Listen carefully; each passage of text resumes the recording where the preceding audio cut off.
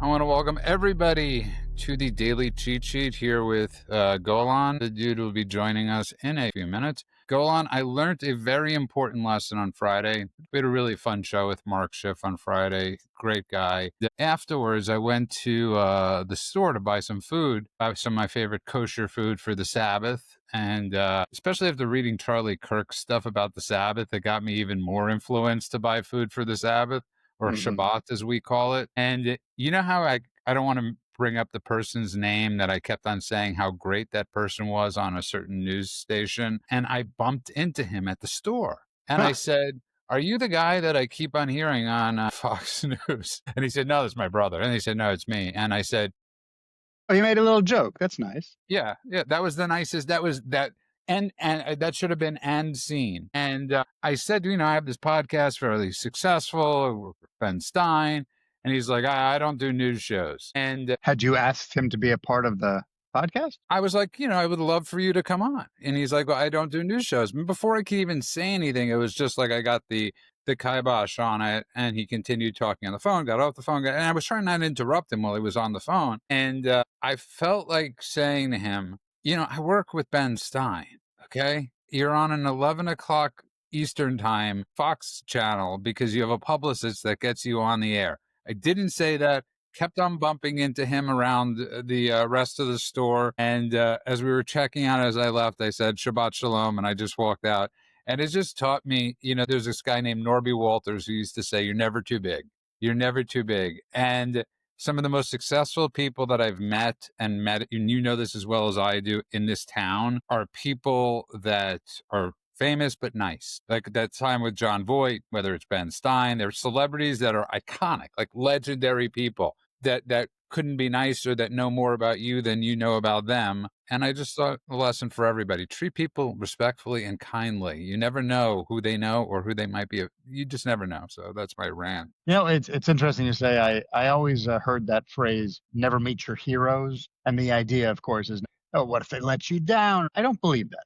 I've met a lot of my heroes, and some of them have been wonderful. Not so much in the Hollywood sphere. There's a lot less heroes that are awesome in the Hollywood sphere. But outside of that, I have met people that I've really respected, people that I have read their books or listened to their speeches or seen what they did on the world stage, and I appreciated it one way or the other.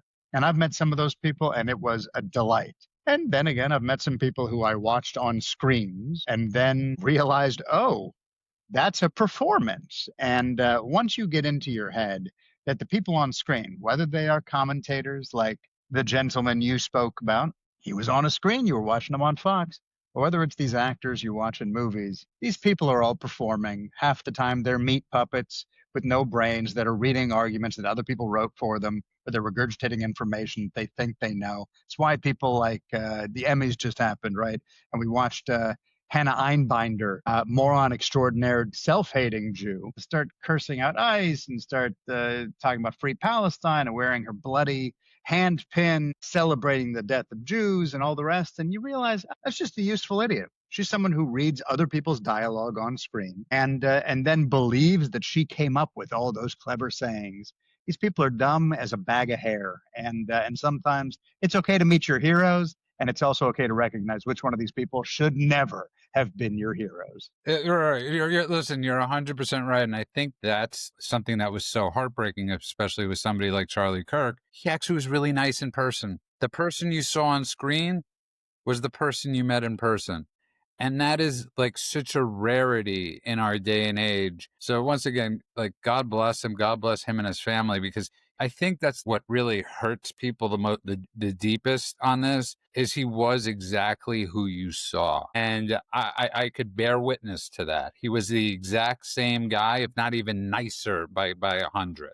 The people I've spoken to who either were friends with him or met him, like yourself, have told me that when he is able to give you one-on-one attention and he doesn't have to hold the entire crowd, which he did in the palm of his hand, when he was giving one-on-one attention, it was like you were in the presence of someone who gave you 100% of their focus, and he listened. And a lot of people wait to talk. They wait for you to finish talking, and then they already have a prescribed sentence they want to say or speech they want to give. he genuinely listened and responded, and people felt heard and seen and all the other things. And it's such a loss. I don't think, Golan and men, there has been a time in our country that we have witnessed a week and a half of what we've witnessed. And I think people's reactions to it are of mourning, of being in shock, are totally normal. When somebody sent those videos, the Ukrainian and of obviously of Charlie Kirk, and it said sensitive content, listen, we all see stuff that says sensitive content. It could be a conservative talking and you get sensitive content. This should have been the most graphic of material. And I feel terrible that people had to witness that. But maybe that's what people needed to see go on. Yeah, I don't know if people needed to see it. I'm a big believer that everything you see that is violence, especially death, but violence in general, I think it affects you. I think it affects your brain chemistry, especially if you're younger.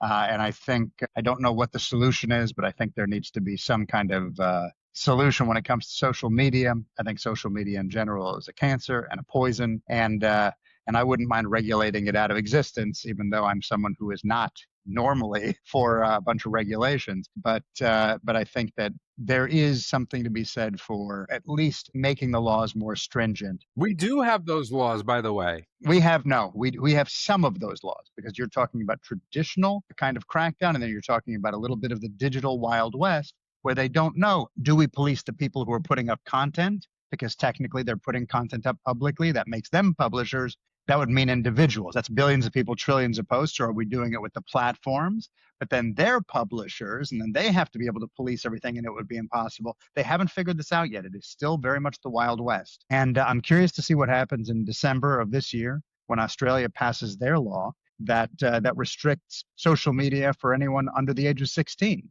and with real hard penalties for the platforms if they discover that someone has managed to get on. This is like a test balloon. I don't know what's going to happen, because I don't know how they regulate Well, this. we know how their tests work with banning of guns. We know that sexual crimes went up exponentially. I don't even know the numbers. You could Google the numbers, and I'm talking about massive. Men, it reminds me of back a few years ago, they were trying to ban online gambling, and that never worked. So banning these things doesn't work, but applying pressure on the platforms to stop weighting this divisive stuff, which is what they do. So if they find something that gets engagement means it really makes you angry, usually, for the most part. Well, explain that a little bit. Yeah. The stuff people like. You've spoken about this stuff, and I don't think you could talk about this enough. I think very quickly, this is one of those things that people really need to understand. So I had a girl who worked for me. She was a neuroscientist, and she got hired by one of the big tech platforms. I'm like, why do they need a neuroscientist? She's like, they have a whole team. They all do. And it's how to make the application more addictive. She didn't say that. She said, it's how to keep people more engaged.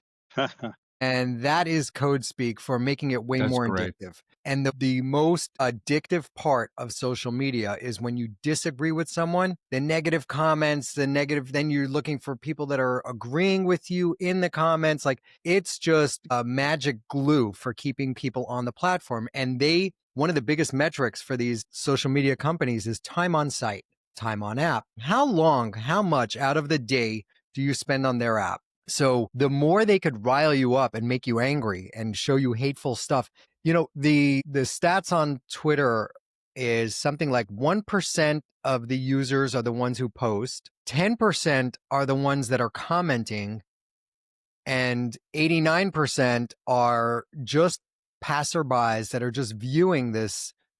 And doom, as Golan would call it, or people you call it doom scroll. Some people call it that, and it works that way out across all social media platforms.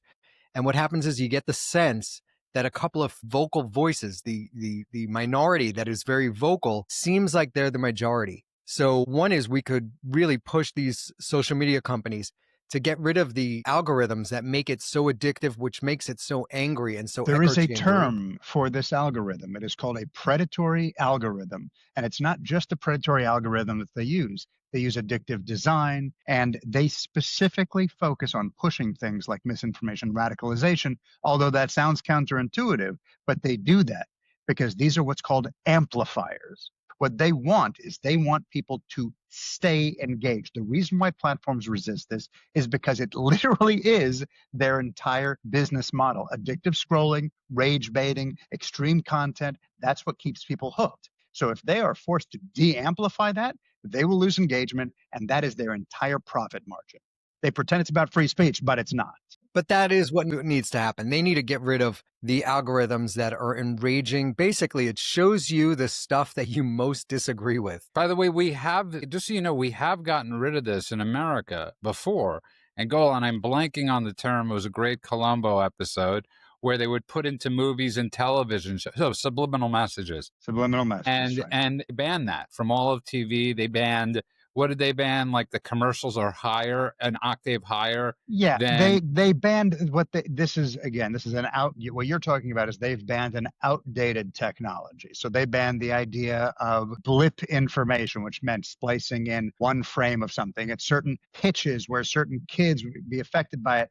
But it's not, this is, I mean, a lot of bunk science too. It's not the same. They were riding bicycles, and this is a jet engine. No, I This understand. thing is like No, I rocket understand. What I'm saying though is at that point, that was considered a jet engine too.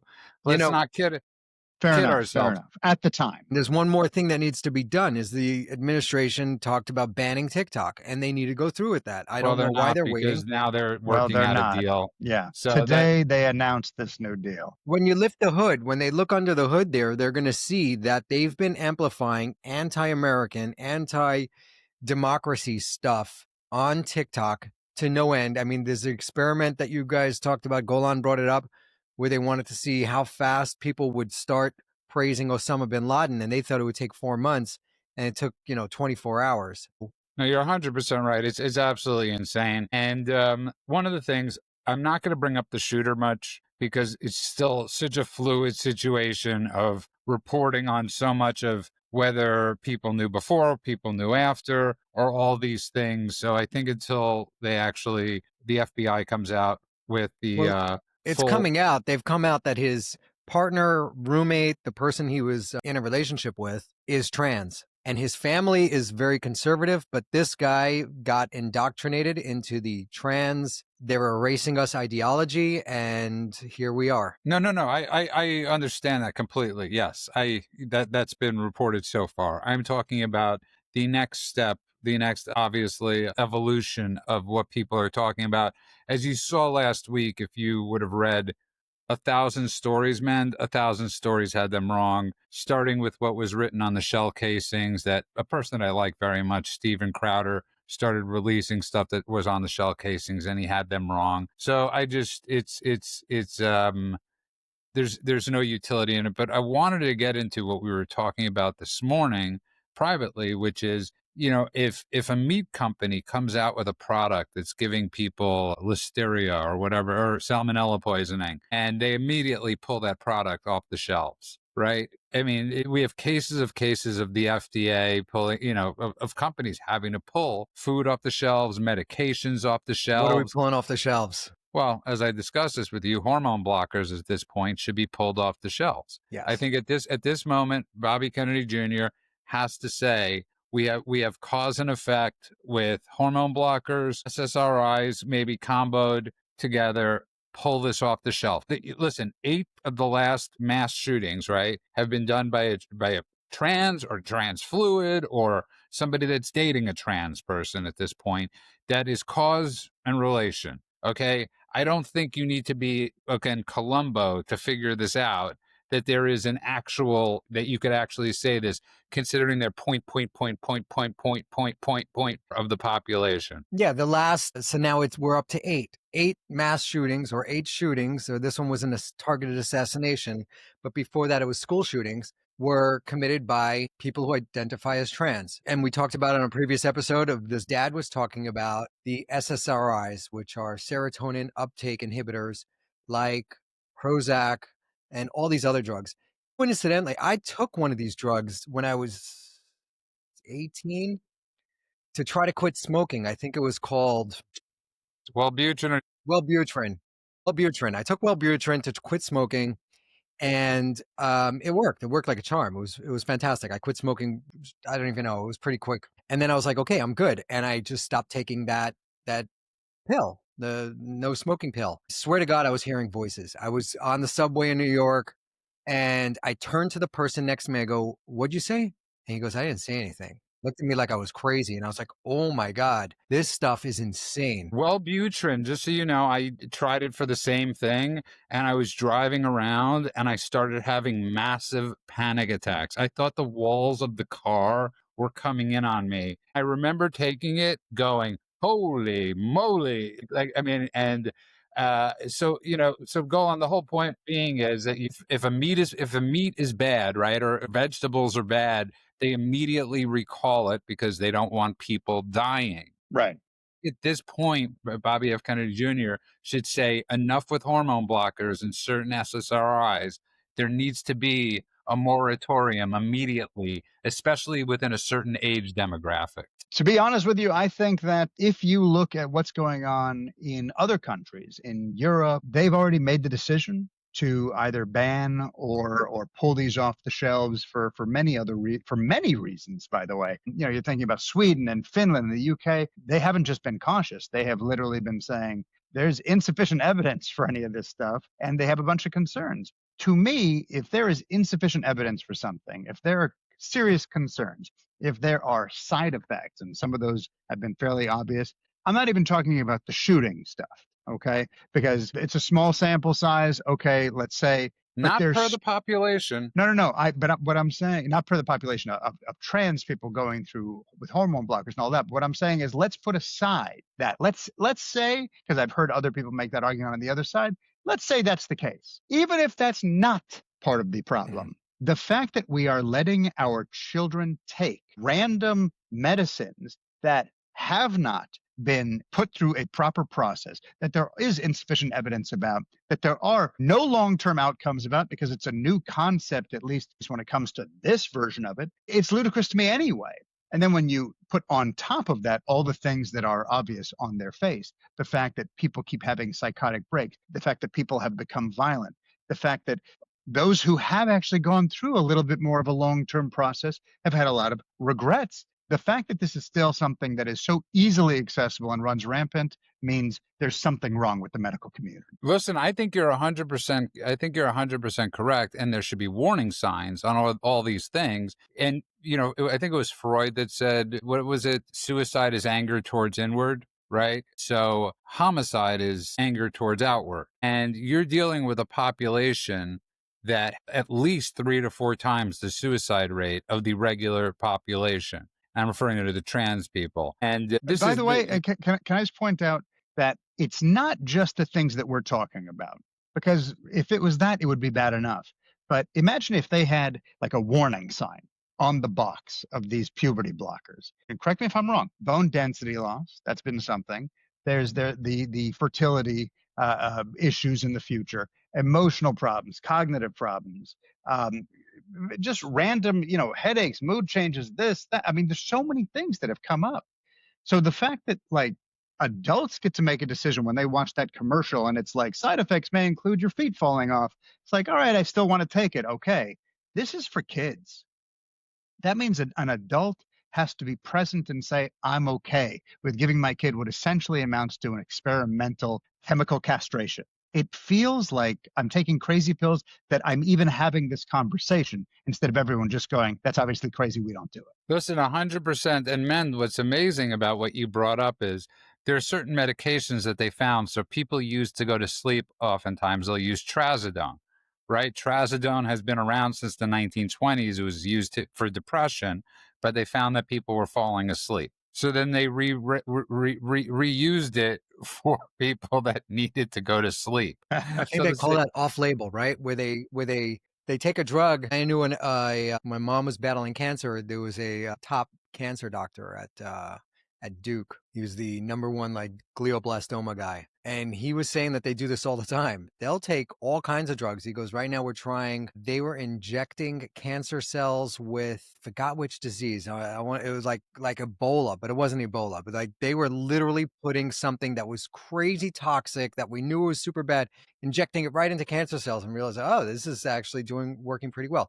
They do this all the time where they call it off label, where they use a drug for something else. So like, it seems to work for this thing. Let's try it out. Yeah, it's called drug repurposing. You guys used one. Well, was one of them. Yeah, well, exactly. It was an antidepressant, and then they were like, "Hey, how about I want to bring smoking?" something up because, as I said, we know certain things about the shooter. We know that he definitely was in contact with other people in that community.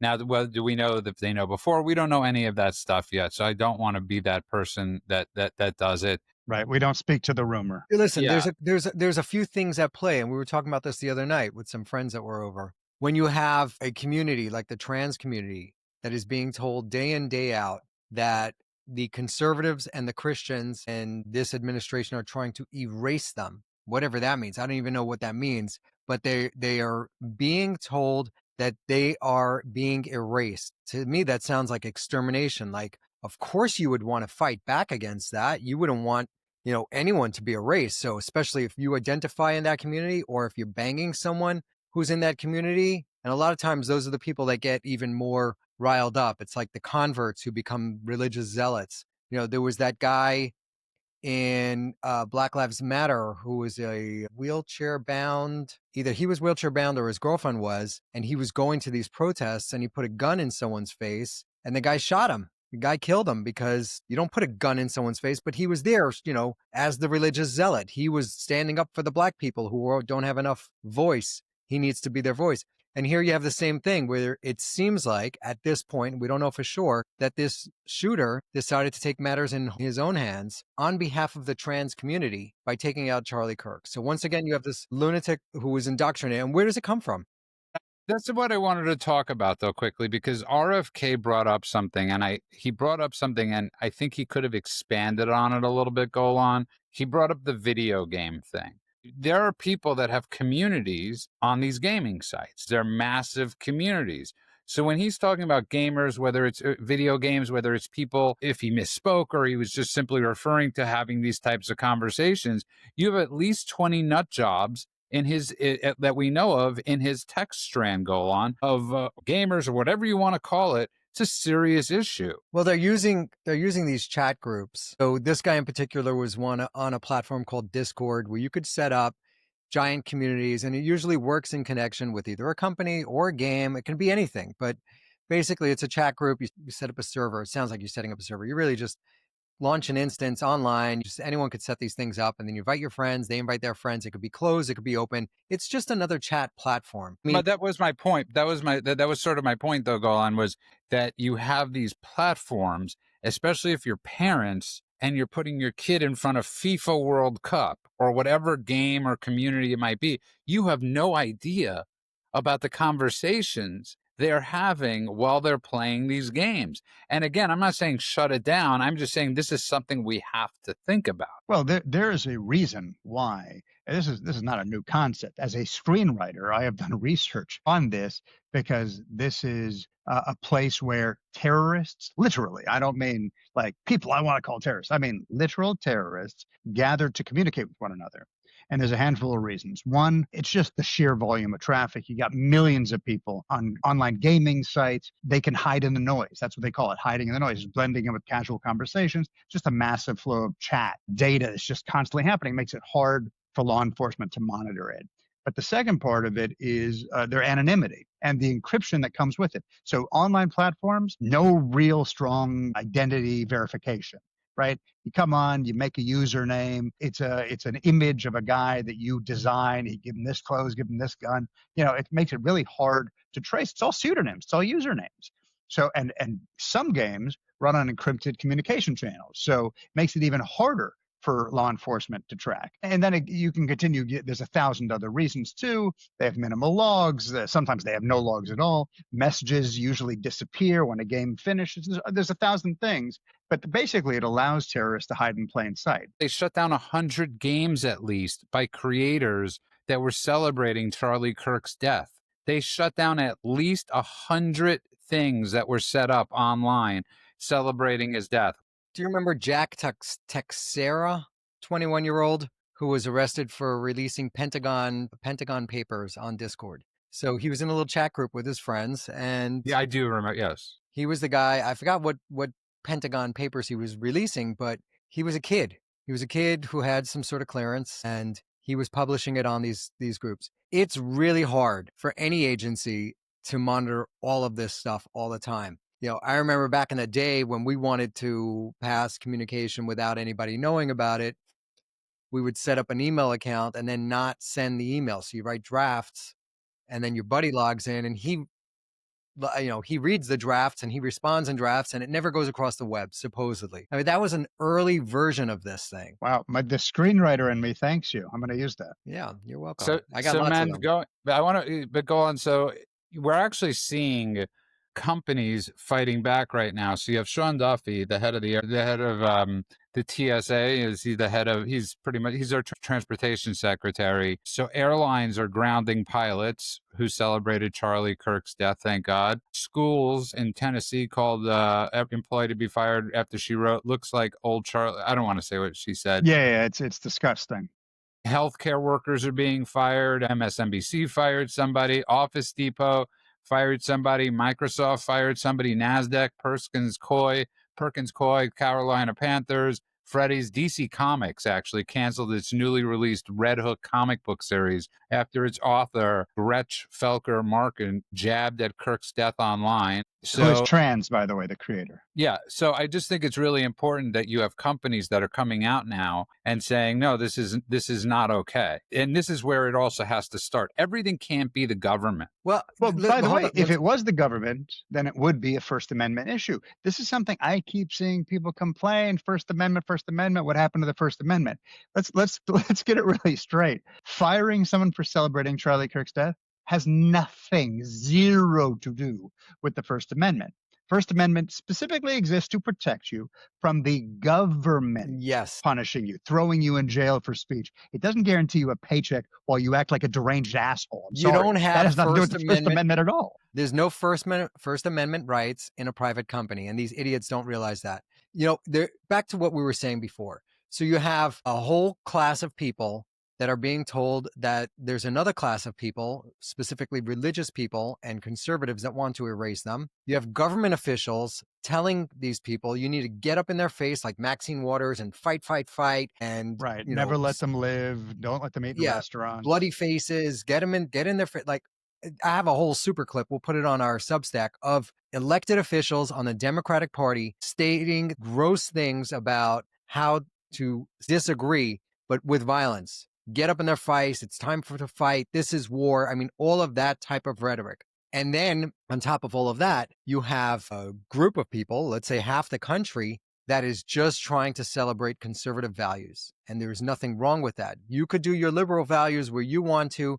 They should be allowed to do their conservative values where they want to. And they're not like Charlie Kirk was not erasing anybody. He welcomed trans and gay people into the conservative party. If anything, he was doing the reverse. He welcomed them into the community. I mean, he would say things like, I saw a back and forth with him and this trans guy, and his advice to him was, I hope, or his prayer for him, I hope that you could find comfort to live in the body you were born in. But I saw a great video just today. I watched a video of him going up against an anti-gay guy in his audience who was saying gay people have no place in the conservative movement. It's an amazing video because he says, Jesus, do you think Jesus would have turned these guys away? You think Jesus, he was washing the feet of lepers? What are you talking about?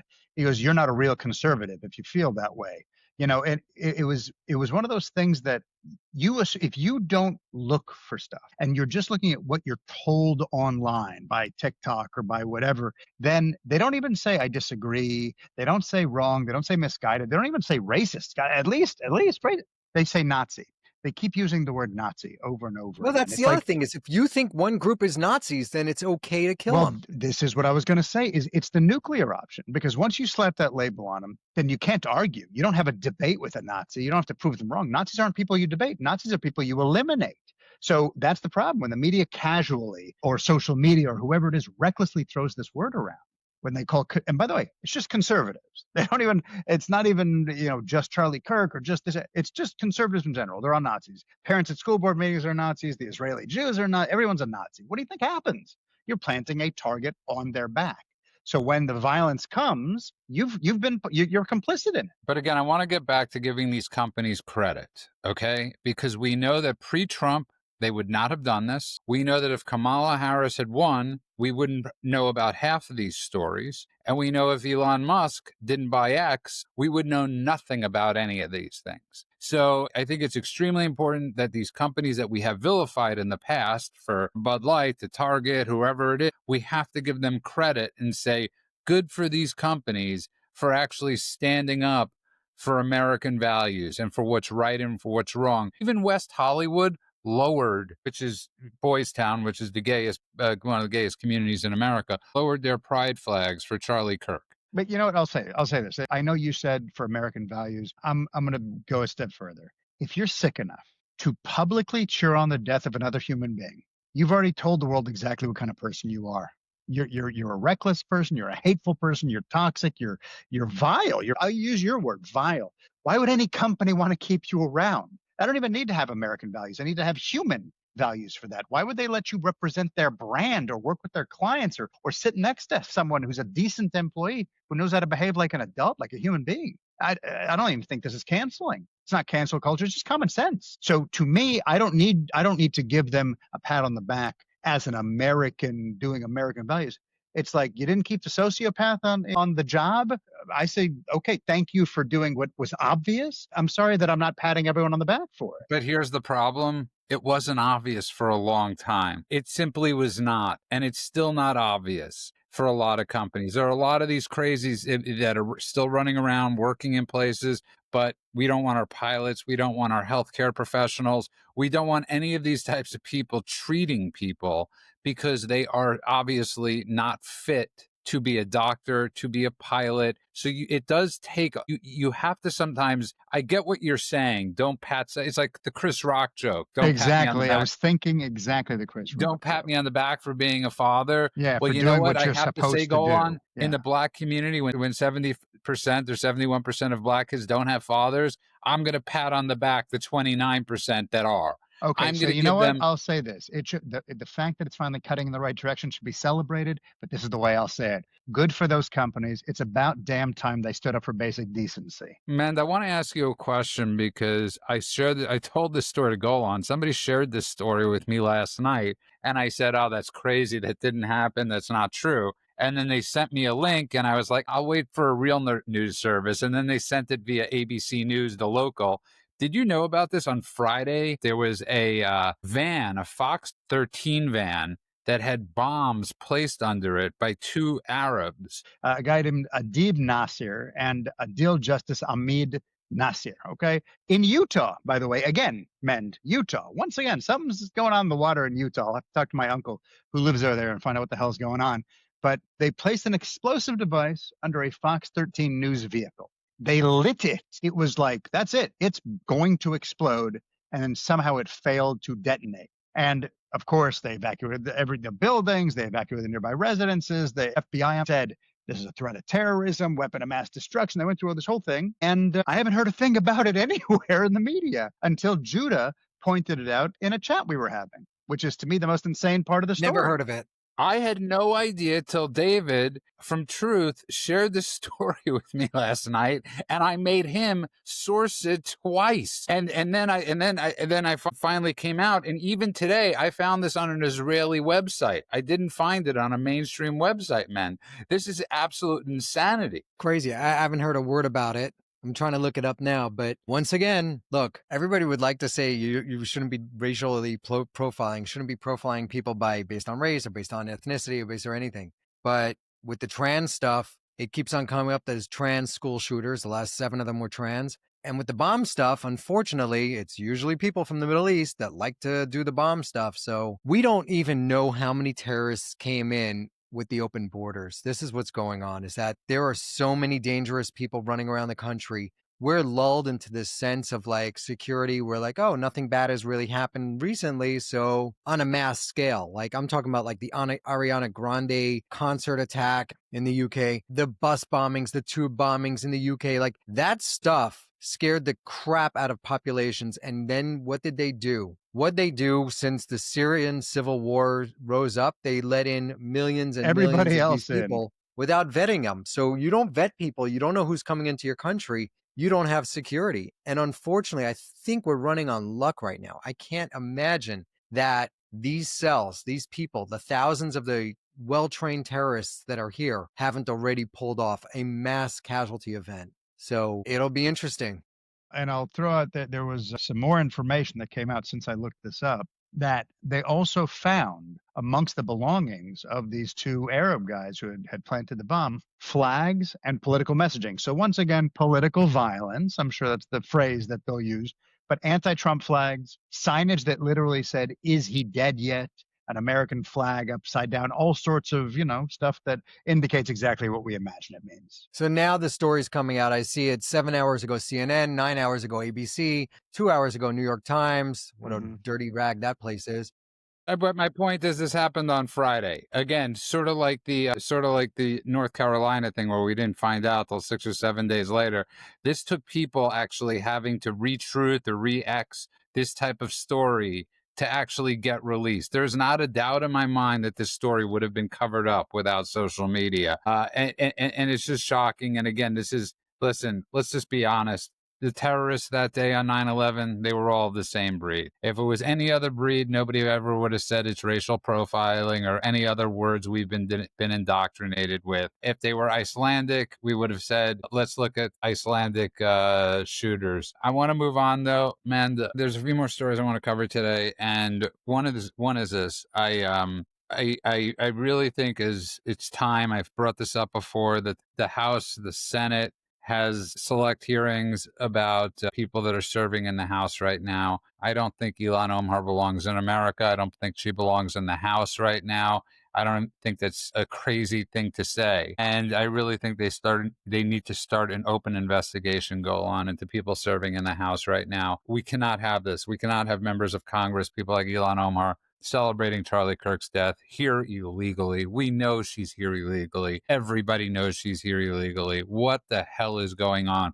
Are we trying to pacify the Somalian community in Minnesota with Talib? Are we trying to pacify the Arabic community in Dearborn, Michigan? We're not pacifying these communities. We are allowing sleeper cells to be built in our country right now. And why do I feel like I have to sound like Alex Jones, to sound like I'm talking about like some crazy thing? This should be the first thing they do. I cannot understand, and I don't go so far as Men does to say that nobody who wasn't born in our country should hold office. I don't go that far, but I do say that I think it's a good idea for nobody who's anti-American to serve in the American government. And I know that that's antithetical to free speech and it's antithetical to the democratic process. I get that. I understand it. I say it anyway. I think that there is something wrong with us allowing people who would destroy our government from the inside being a part of said government. Ilhan Omar cloaks herself in these progressive ideas. She's not progressive. She hates America. She hates our allies. Every time she opens her mouth about foreign policy, it's just to attack who we are, our values, our allies, the country she swore to serve. To me, that kind of person does not belong in the halls of power under any circumstances. And by the way, bad enough that she is like this, but she came to America as a refugee. She was given everything she currently has: safety, security, opportunity, freedom, and on and on. What does she do? She trashes our country every chance she gets. She's laughing about the death of our fellow countrymen. That's not gratitude. That is pure contempt. So to me, she is the villain of the story. And when the villain of the story has been identified, you don't allow them to come into the court. That's all there is to it. Couple of things. One is there's a guy online that I really respect. His name is Dr. Gad Sad. He's a professor out of Canada. Amazing. Love the guy. He's a Lebanese refugee. He fled Lebanon when the Palestinians showed up and just started murdering and ransacking that country, and took it from the Paris of the Middle East and turned it into the shithole that it is today. He retweeted an image of Ilhan Omar's marriage certificate to her brother. She committed immigration fraud. It's right there. It's from the Minnesota court records, her marrying her brother. So she committed immigration fraud, which is an actionable offense. I don't know why they're not taking action against that. Ilhan Omar's dad was part of the dictatorship. He was part of the brutalist regime in Somalia that eventually got overthrown, but he was the bad guy. He was the bad guy enslaving the Somalis. And she came here as a refugee, got every single privilege these Somali refugees get. And her thank you to America is to turn against it and say that it's a racist colonial settler empire built on racism and all kinds of other nonsense. Get out. There's an exit. You can leave. But No, they don't. I don't think at this point, I'm not saying there's an exit. I am saying we need to exit her. Kick her out. For sure, kick her out. But she also, you saw the news reports last week that said that her net worth went from $175,000, which was To $30 million. 30 now what million. happens? By Now the she way, it got was that? negative. Just so you know, it was negative 45,000. See, now how that works. So her husband, this white guy, owns some sort of consulting firm. And everyone in Minnesota, as well as everyone in Qatar, knows if you want to get money to her, or if you want to get her ear, or if you want anything done, hire that consulting firm. And they are doing booming business. So this is another scam. And the American sucker taxpayer is once again on the hook for it. We need to get rid of her. We need to change the laws. These people that come here that hate America, one is there should be a vetting process on the way in to ensure that you align with our values. You got to be we are okay with bikinis on the beach. We're okay with gay people marching through the streets. We are okay with Jews, Hindus, Christians, all of it. And you cannot just put down your prayer mat in the middle of a highway and decide you want to start praying there. I don't understand how these people don't get run over when they do that. Mind-boggling to me. Before you move on from it, I want to point out you forgot one other way she's made her money. When Ilhan Omar was running for office, she used taxpayer money to pay a political consultation firm. Weirdly, it was her now husband's political consultation firm. Paid him about $3 million just during the 1 year that they were recording it in 2020. So that's the other way. It's a real nice way of making money. Though, this is what people are starting to get really frustrated with on the right. Is I could tell you if Kamala had won day one, there would have been 30 subpoenas lined up for people on the right to be prosecuted on day one. There would have been indictments ready to go. I don't understand for the life of me, and I will keep on saying this till the day I die. John Bolton wrote a book that incriminates him. Okay, James Comey sent a letter that got the Mueller investigation that to his college friend that incriminates him. You have obviously Ilhan Omar. You have the prosecutors that went overboard. You have Adam Schiff with mortgage fraud. The list goes on, and I think people are saying, what more do you need, go on? Like, what more proof do you need to indict? Everybody says, we know you can indict a ham sandwich. Well, in this case, I would like to see quite a few ham sandwiches that we actually see the evidence for. I don't think I'm crazy to say this, and I'm losing patience. And you are the patient one in this equation, because there are many people who have already lost patience. We've talked about this a lot, so I don't want to rehash the whole thing. But you're absolutely right. There's nothing else to say. The fact that they are slow rolling this is, at a certain point, it starts to look like something's wrong. Like either there is corruption, or there is a fear, or they're too busy, trying to run as fast as they can to try and figure out how to fix other things. But either way, it looks like incompetence, and it looks like not following through. And I think a lot of people are tired. Well said. That's it. No. Well said. I was waiting for men to comment, but well said. Men, good news again today. Trump has shot down another Venezuelan drug boat. This just happened, and killing 3 cartel members. So I think this is exceptional. I can't wait to hear the uproar from this. But I'm good for Trump for getting rid of it. Get rid of drug dealers one way or the other. We're not seeing Democratic senators go there and get on the boats with the drug runners like they do with all the drug runners that are deported from this country. So it's all performative. I would love it if those guys that were running to Abrego Garcia, the trendy Aragua wife beater, that ran to his side. Let them go get on some of these boats as a show of protest, and then we schwack those boats. Not that I'm calling for the death of any of these people, but if they happen to be on a drug-running boat, hey, it's fair game. Yeah, Golan, I just like that we're showing American dominance again. I think this is extremely important. And when we get to Venezuela, as we have discussed, we are talking about a very dangerous hub for every single terrorist organization, despot government, extremely powerful governments taking control of it. And if we do not act on this, like Trump is trying to act on this, they're a couple miles away from us, Golan. Yeah, look, these aren't fishermen. It's not like he's taken out cute little fishing boats with old men on them. These are narco terrorists. These are people that not only don't care if Americans die, they are literally flooding the streets with fentanyl, with cocaine, with meth. They're making billions of dollars because Americans are dying. And Trump is basically saying, how about we throw up a deterrent? It's about time. It's one of the things we talk about. It's one of the things you just spoke about. Why don't we have deterrence inside our own government? But at least we are seeing deterrence outside, right? Externally, we're watching after decades of blah, blah, blah, blah hearings and commissions and task forces and all the other BS, and the drugs still poured in like crazy. Trump finally is saying, okay, enough is enough. If you are going to bring death to America, America's going to bring some death to you. And I think it's about time. And by the way, going back to it, men, so Stephen Miller, so JD Vance guest hosted Charlie Kirk show today, and Stephen Miller was on, and he said, we're going to crack. If there's anybody I'm going to believe, it's Stephen Miller, but he's talking about the cracking down of left-wing organizations.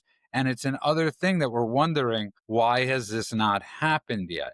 It doesn't take a lot to know that the ICE event in California, not the ICE event, but the riots in LA in the beginning of the summer and seeing all the flags handed out was done by an organization. Why is that organization that we know of, with the left, we always know when they're investigating. I want to see some damn investigations, okay? It's not a hop, skip, and a jump to know where this money came from. When we talked to Gene Hamilton, that was one of the things we brought up. Why aren't they going to the top? Why aren't they taking this on as if it's a RICO case? You go after the Soroses, anyone else that's funding it. It's destabilizing to our country. And it all comes back to, besides the Soros and Microsoft, what's-his-face's foundations, Qatar. I mean, Trump on a daily basis is coming out and saying that Qatar is a great American ally. I don't know what he's seeing. What is he hearing? They are not a great ally. They are the ones that are sowing discontent in our country.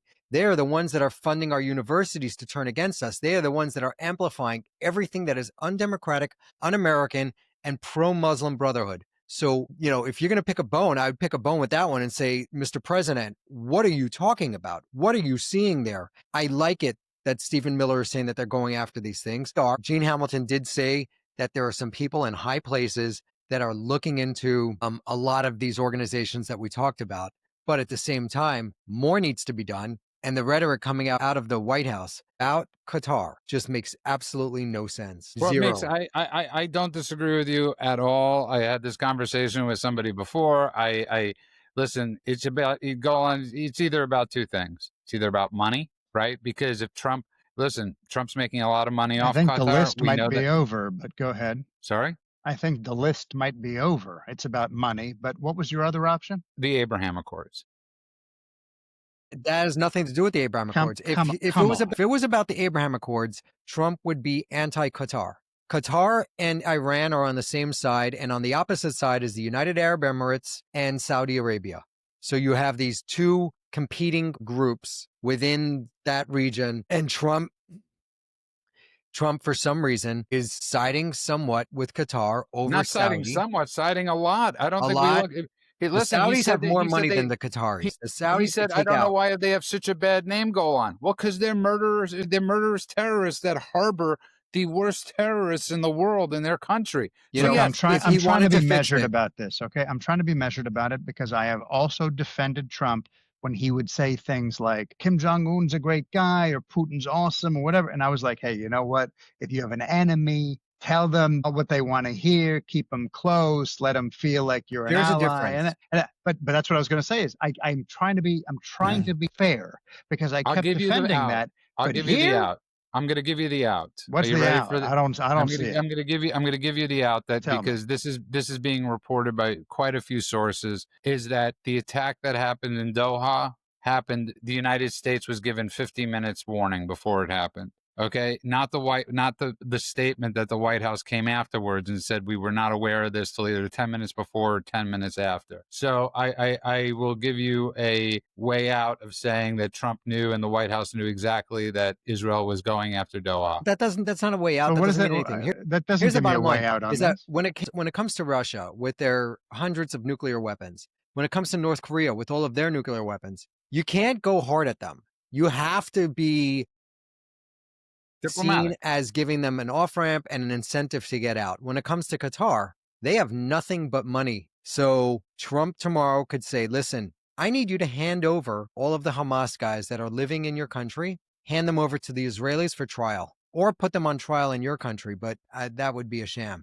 But hand them over for justice. And then we could talk. Like, if you want to prove to the West that you are not pro-terrorists, pro-Muslim Brotherhood like they are, start by doing this. Number one, shut down Al Jazeera or switch all of it to be, in line with modern Western democratic values. You're He saying should what be telling this what to Trump should be Qatar. requesting. Yes. This okay. is what Trump should be saying to Qatar. Hey, here are the things we need you to do. Number one, hand over the Hamas guys that are living in your country. Number two, you need to do drastic changes at Al Jazeera right now so that they stop bashing the West and our way of life. Number three, we need you to stop funding terrorism around the world, especially in the Middle East. Number four, disassociate yourselves from the Muslim Brotherhood. That's it. That's all they need to do. And if you do that, great, we welcome you into the fold. And if you don't do that, we'll pull our base out. You want to go to China? You want the Chinese to protect you? Go for it. Good luck with that. How'd that work out for anyone else that sided with China? Listen, I think that's an exceptional point you're bringing up and go on. Yes, obviously, I believe it has everything to do with the money. Obviously, it's all about the money. So just for people to understand, Saudi Arabia has obviously got the most money from oil, but it also has a lot more people than Qatar has. Well, and the reason I'm pointing that out is they have nothing but money that they've sunk into our university systems. They've sunk into everything. So much of the propaganda that's being spilled and spewed online is from Qatar. And you're right. I don't understand the Trump thing on this one. You know my opinion on this. It's everything that men just said. I don't want to repeat it all, but if you're bankrolling Hamas, you're propping up Al Jazeera, you're flooding our universities with dirty money, and you're hiding terrorists on a regular basis. I don't give a shit that you're hosting an airbase. That's a lease. That's not loyalty. You're cashing our rent check. It's meaningless to me. We can move it. So for me, this is all nonsense. The idea that Trump has ever called them great allies. Again, if you're going to do diplomatic flattery, that's one thing. Like I said, I've been trying to give him an out by saying that's what's going on here. But the Qataris are not in this for America's good. They're in this actually for evil. They fund terrorists and all the rest. To me, if it's a tactic, I don't get it. But I'll tell you what does happen is other people hear you. And when you are doing this publicly on a regular basis, and he's done it too much, it risks normalizing Qatar. And every time someone hears great ally, they're like, okay, these guys are the good guys. And then you get Tucker Carlson, repeating this where he's like, Israel's an ally. I don't even know what the word ally means. And 5 seconds later, Qatar's one of our greatest allies. It gets backed up by Trump saying this. So if it is diplomatic flattery and this is all brilliant, tactical, political tactician, brilliance, I don't get it. I don't understand it. What I do understand is there is a cash pipeline that is blowing money into the United States, and Trump wants the money, and I hate this so much. Yeah, and here's the thing, the difference between us and Democrats is we could say when we don't agree. The Qatar thing has been bothering me. It bothered me when Trump took the $400 million plane. I said that immediately. I understand that they were supposedly trying to come up with a peace agreement, a ceasefire over there. Fine. They are protectors of Hamas. They funded Hamas. And Islamic Jihad. They mourned when these guys got killed. They are not, independent mediators. They are terror supporters. And under the Biden administration, he granted them favored nation status with the U.S. as a carrot, hoping that they would change their ways by maybe they'll actually live up to that favored nation status by getting rid of all of their anti-Western propaganda and the Al Jazeera. It hasn't stopped. It hasn't worked. It was another foolish, misled step by the Democrats where they think that you could kiss up to our enemies instead Yeah. of being tough with our enemies. And they continue trying to buy legitimacy with their blood money. And it's making it look to a lot of people like America is for sale. And that is the very swamp that he promised to drain. And I love a lot of what's going on in our government. This one, because I think Qatar is the alpha and the omega of the problems that exist in the world. This one bothers me more than almost anything else. I was trying to play devil's advocate, and even in my own devil's advocate, it simply does not work. So I will totally humbly agree with both of your assessments on the situation. Two issues. I have two issues with this current government. I think they're doing a fantastic job across the board, besides for two things. And one is indictments are not rolling out fast enough over the last administration's run. We could go back to Obama. And then the second thing is this Qatar thing. If you want peace in the Middle East, so what's happening now is, the Arab nations all just got together for a little love fest where they all condemn Israel for bombing Qatar. If Trump had come out and said, hey, Qatar should not have been hosting these people, they need to hand them over. Really strong language right away. Hand them over to the Israelis to face trial and whatever the judgment will be. That would have been a game changer in the Middle East. Instead, you're seeing Trump calling them one of our best allies, super important trading partner. God knows what else he said about them. What do you think the Saudis are doing when he says that? Because the Saudis hate the Qataris. The Saudis hate the Iranians. It's a great point. The Iranians now came to that new huddle that they just had yesterday, and they were saying all nations need to cut off ties with Israel. That's what the Iranians want. And by Trump being weak, peace through strength is not happening here. This is the peace process falling apart because he's weak on Qatar. It's emboldening the Iranians. They're trying to form a sort of NATO with the Arab nations, which will never work, but it's a NATO with the Arab nations. And why do the Arab nations need a NATO? To counter Israel. Mm-hmm. The one place that's actually bringing civility and peace to the region. I was actually say something else. I was going to actually say, no, the one reason they need a NATO is because of the other monsters around that area. The Abraham Accords were going really well. They were going incredibly. If there was a NATO of the Arab nations, which would be UAE, Saudi Arabia, that might be it. Bahrain, maybe Morocco. So you have 4 or 5 countries, but as soon as you bring in Syria, Egypt, Qatar, Libya, Qatar, and Iran, what are you talking about? What kind of NATO is this? Now, listen, I completely agree. And go on, this has nothing to do with Israel, for the record. So this discussion has nothing to do with Israel.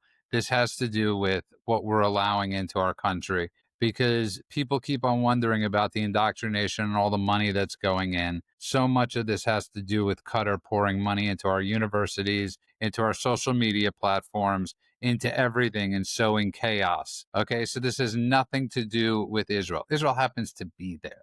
Okay, Qatar's not an issue for Israel. Okay, if Israel wanted to get rid of this dope that's been running around town, that's the prime minister of Qatar, they could take him out in half a second.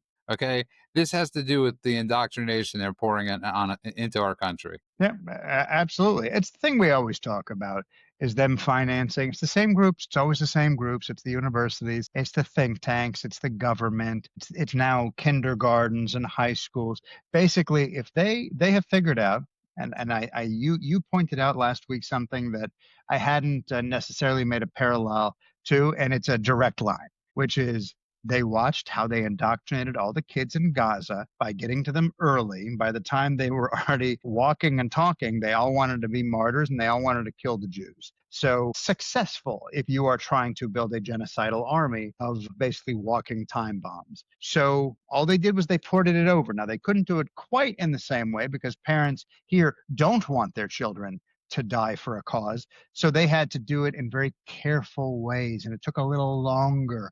But it's the same concept. They infiltrated the teachers' unions. They infiltrated the ranks of the teachers. They infiltrated the principals. They infiltrated the universities and the deans and the presidents of the universities and said, from the bottom up, we are going to develop the idea that certain people are oppressed, certain people are oppressor, and we're going to build an army of people that we can activate like Manchurian candidates. And we see it all coming to fruition now. And I just want to say this. We have our largest base in the Middle East in Qatar.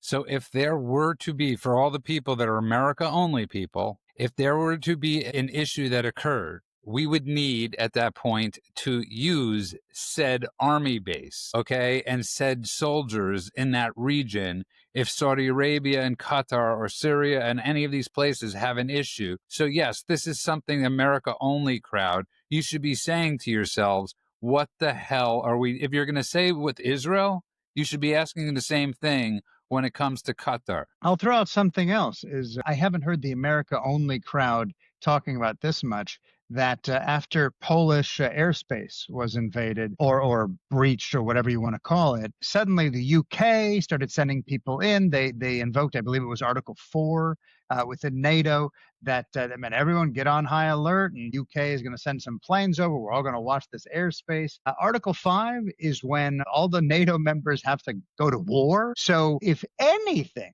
is going to actually get American boots on the ground, it's going to be what's going on with NATO. It's going to be what's going on with Europe and Ukraine and Russia. The one thing we know is that when Israel is in a war, they don't need a single boot on the ground. Again, to repeat it for the cheap seats, Israel has never, during one of their conflicts, requested American boots on the ground for their fight, ever. And what we know about Israel is they don't intend to. So if we're worried about America only, then the only America you should be worried about is the one that might be sent over to Europe to deal with problems that have nothing to do with the Jews. Or Qatar, which has nothing to do with America. That's right. That's just so people understand this quagmire of quagmires. And all you need is the Qataris coming to the United States, having a partying like it's like, 1999 this past 4 days, and they're becoming the toast of the town. There's absolutely like zero utility in this. The last thing I want to say is I texted you this the other night. Go on. Obviously, I've never watched Bill Maher like you do. I'm not a religious watcher, but I tuned in to specifically see if he'd bring Charlie Kirk up in the monologue, and he didn't. And I was like, what the heck? And so today he was, I think he did his podcast with Billy Corgan from the Smashing Pumpkins, and he brought it up on his podcast. And I was thinking to myself, you couldn't have done this on the show the other night? You couldn't have taken 5 minutes of your precious monologue and given Charlie Kirk a tribute? And I looked at that as such a punk move to not do it on real time, but to do it on his podcast. And, I looked at it and I said, only when it's convenient. When it's convenient and you could make a dime off it, you become Bill Maher, the righteous soul that you've chosen to be. But when it's inconvenient, which would have been on his show to do, he punked out. And by the way, this is a guy who sat down one-on-one with Charlie Kirk and admitted that he wasn't who he thought it was because he had heard all the rhetoric about him being all the negative stuff. And then he found out, no, this guy's a God-fearing guy. He's a nice guy, he's a smart guy. And he actually cares. He actually believes. He's not a grifter. And I would go further. I think it's worse than what you said. It's not that he didn't mention it in the monologue. It came up in the monologue in the form of some of the most tasteless jokes I have ever heard. And I've had people call me, people who are on the left and the right alike, to say, Bill Maher is usually on this sort of thing. Usually he would have treated that with the gravity it deserves, especially for a guy that he met.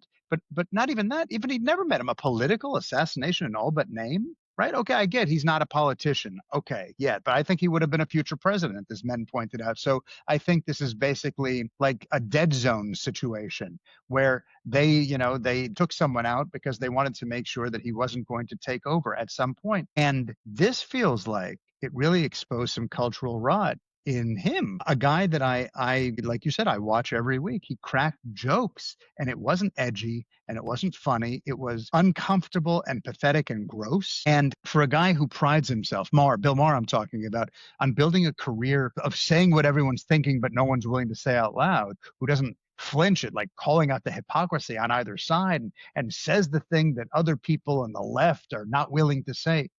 And then it came to Charlie Kirk, and it was crickets. And I didn't need him to pay tribute and say nice things, but he made it into a punchline. And he normalized the exact dehumanization that led people to celebrate Charlie's death in the first place. I thought it was such a disgusting display. Now, I will admit that during the panel, it came up and there was a more sanguine kind of approach to the conversation. But even there, he was arguing with Ben Shapiro about, oh, what side of the aisle the shooter was on and how we don't know anything. And it just felt like he was running so hard to try not to admit the obvious. I was never a huge Maher fan. Sure, he had some witty takes, and recently he kind of woke up and admitted that the left him, and the modern day left is so insane and radical and off the rails that they are the crazy ones, and he's always been Bill Maher, and that's the root of it. He's always been Bill Maher. He's always been this guy.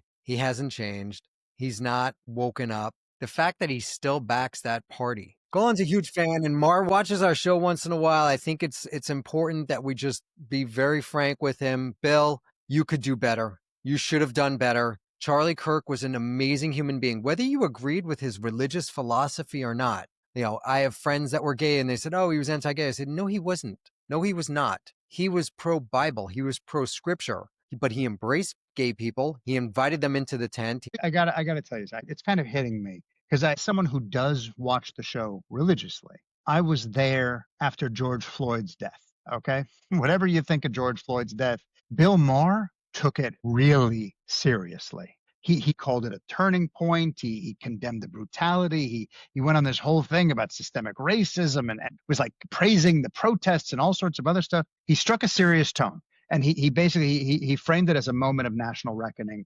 And with Charlie Kirk, he didn't do any of that. He went for laughs. I think that's the thing. If it was always, there are certain people who their persona is going to be consistent. Exactly. Because imagine if this had been Greta Thunberg or AOC who got shot, do you think he would have told jokes? There's no way in a million years he would have told jokes. So the fact that this was what his instinct told him to do, this feels like desperation to be proven not on the right, because he's so desperate to tell everybody, I'm not on the right, I'm still on the left. The left left me, but I'm a liberal and I'm a classic liberal. It felt like him scrambling for legitimacy within the group that he wants to call home. Yeah, and well said. To just end with this, I sent a message before, and you saw the message, and I sent it to a couple friends that I said, I can't be friends right now. I couldn't be friends if somebody I know worked at United Talent Agency. And I sincerely mean that, because they manage this, I don't even want to say her name, this actress from a hack show that nobody watches between Sunset and Vine and, parts of New York City, that they are still representing her, that they did not fire her, is absolutely grotesque and is absolutely disgusting. And the reason I wanted before, when I brought up the companies that are firing people, these companies fired people, and they might face backlash. And who cares if you face backlash? This, speak up. You have to stand for something. And I don't care what the excuse is. You cannot have one of your clients defaming ICE, not bringing up the hostages in Israel, and at the same time saying free Palestine. But can I ask this question? And it's in line with what you're saying. These people make choices, right? If you line up with the crowd that's going to demonize Israel and smear the Jews and, wear the effing keffiyeh around your neck at an Emmy event, you piece of shit, and all the rest, you're going to prop the propaganda machine, fueling anti-Semitism, causing violence against people. How is it that every single Jew in the entertainment industry doesn't say, we're done putting this man on the payroll again, or we're done putting this woman on the payroll again? That's not cancel culture. Just because I'm saying I don't want to platform you doesn't mean I don't think you should be platformed. Go work for all the anti-Semites. Go make a bunch of, Refschenstahl films. Go work for the Nazis. We're done. And if it's true that the Jews control Hollywood, which if that's the case, I don't know how a guy wore a keffiyeh and shouted about genocide on the Emmy red carpet. So that should tell you something. Javier Bardem is who he's referring to. Yes, a real piece of shit. The idea that these people are still getting hired, are still represented. And I know some of the Jews that represent these people and some of the Jews that are still operating in this way. In fact, hang on, I have a news story. This is unrelated, but I pulled it up because I haven't been able to get it out of my head. Scott Rudin to produce new Wallace Shawn play starring John Early and Maria Dizia.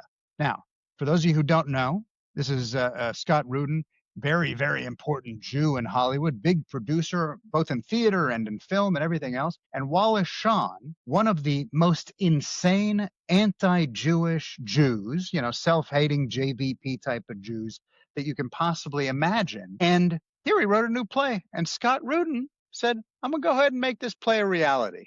What the hell is going on? How do we all not just say we're done giving you oxygen? And eventually, and I'm talking about your career, I'm not talking about violence against these people. Eventually, we choke out the career until it's got no room to breathe and they go away. Every Jewish producer, every Jewish director, every Jewish studio head, every Jewish agent should draw a line. And it drives me up a wall that I have to say this, and it's not just clear that Jewish money, Jewish talent, under a Jewish roof, you shouldn't exist anymore. What's amazing is Golan was the only person in the industry that had a positive response to what I said. Everybody else was like, and then somebody else we know actually had a positive response to this. But I did not get the positive response that I got from Golan on this. I would take it a step further. I don't care what religion, the people that are the agents, the talent managers, the owners, the agencies, I don't care. Right is right and wrong is wrong. And this is clearly, blatantly wrong. This is not a Jew, Christian, Hindu, Muslim thing. This is a right and wrong thing. And these people should be ostracized. If they did it with the Black community and did the exact same thing, they would never work a day again in any industry. And here they are being celebrated on the red carpet. And therein lies the problem. Before we sign off, I want to talk about another radical lunatic Muslim, Kathy Hochul. Kathy Hochul, the governor of New York, who's a spineless, feckless pig, has come out and endorsed Zohan Mandami for mayor. Now, when we recently went to Sequoia National Park and I bumped into a group of New Yorkers and I'm like, what is going on with your state? You're going to get Mandami? He's the front runner for mayor? Didn't you learn your lesson with the last guy, de Blasio, who was just a ridiculous socialist lunatic? So by endorsing this guy, she has backed legalize prostitution, open up all the jails, let everybody out, defund the police, and said that New York City should be a socialist city. So she's embracing all of this, and this lunatic anti-Semite radical Muslim who wants to take over New York. That is the governor. And when I met these guys in Sequoia, they said, well, the only thing that we are pinning our hopes on is that the governor will be so against him that she won't fund any of his policies. Well, that same governor, the lunatic Muslim radical nutjob, Kathy Hochul, just came out and endorsed him. So all hope is lost there. I mean, if this guy wins, I'll tell you what, this is cowardice, right? On top of everything else, besides the fact that it's betrayal, it's capitulation, it's all of that, but it is cowardice. She knows the far left run her party now. She's scared of being called Islamophobic if she pushes back. She's having, she's just kneeling down, and she makes the entire Democratic Party complicit in normalizing this extremism.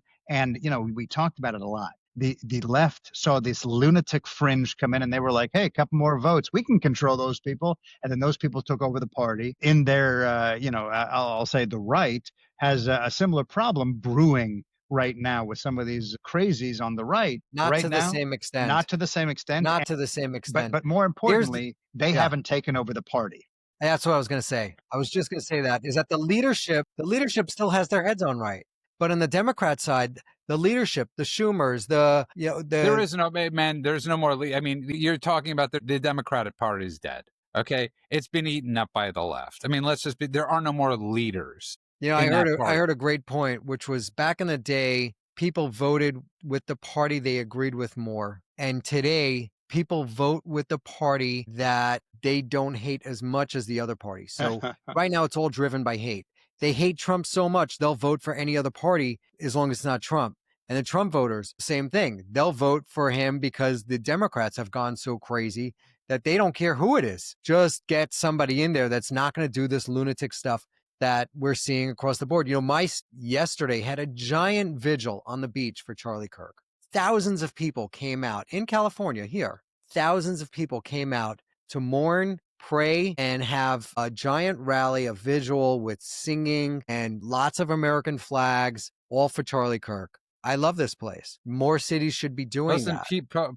PCH had a huge drive-by with everybody, which is the most congested. Just so people understand, Pacific Coast Highway, which is in Malibu, is the most congested, dangerous 4-lane road known to man. And they had the right lane, where they had an armada of trucks with the American flag just blasting their horn. So you never know how something is going to change and how something is going to be contagious. I just think it's really important to note. And to Men's point, it's this: we are the infidel. And what I mean by that is, just like Muslims view all of everybody as the infidels, and their sole job is to murder us and quiet us, that is no different than the indoctrination on the left. And Kathy Hochul just endorsed that. She endorsed the anti-Semitism, the terrorism, the demonization, the normalization of racial hate. She owns it all. And this, I know we're moving on. I just want to say, just imagine for a moment if a Republican governor endorsed a candidate who trafficked in that kind of like a white nationalist rhetoric. Well, look at what happened. I mean, you don't have to look far for that. Remember David Duke? When people kept on saying to Trump, "Will you denounce David Duke?" Right. Like, David Duke, more people listen to us now than David Duke. Okay. I mean, literally, David Duke has a platform the size of my desk. Okay. That's how big and everybody's like, and he's like, "Okay, I'll denounce David Duke." I'm like, who the hell? Nobody knew who David Duke was since Bartles and James guys were more relevant at that point than David Duke. Okay. So so it's like, you're like totally out of, it's absolutely insane what we're witnessing. And this has nothing to do with Judaism or anything like that. The infidels want everybody dead. They want the college campuses. It started with Jews, but they want Republicans and Christians next. Everywhere. My Christian friends are actually worried. Yeah, and look at the left. They are no different than the infidels in the Muslim world. They want us all dead. And they have already started. These shootings we're witnessing is how infidels behave and how infidels act.